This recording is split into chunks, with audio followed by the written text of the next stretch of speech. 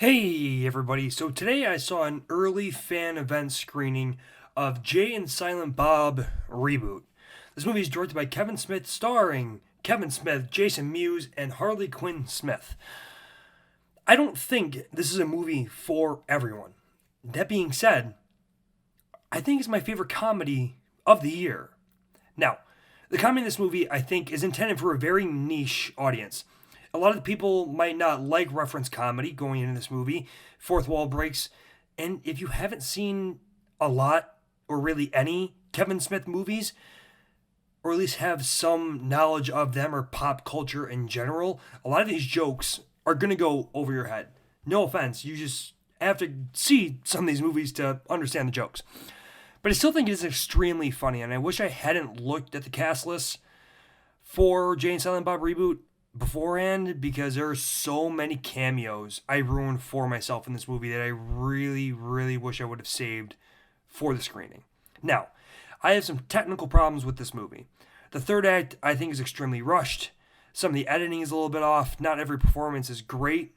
And sometimes it felt like the music was way too low in some spots. Some scenes the volume was fine.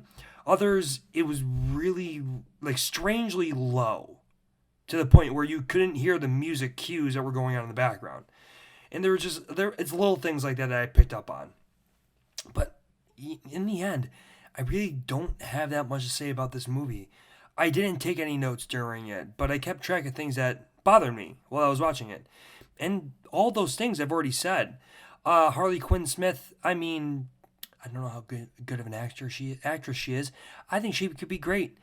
I think it's just because she's Kevin Smith's daughter that she's in this movie, or movies in general. But I still liked her. There were a few accents that I could have done without, especially from the Russian accent at the end of the movie, if anybody actually sees this. Some of it's a little bit off, some of it's a little bit weird, but it still works. I like Kevin Smith movies. He makes the kind of movies that I want to make, and because of that, I kind of look up to him. So I carry a little bit of bias when watching one of his movies. So saying in this movie, I'm really not looking at things that I hate. I'm looking at what I like. I'm looking at what I've seen, not before, well, what I have seen before, but put in new ways in this movie.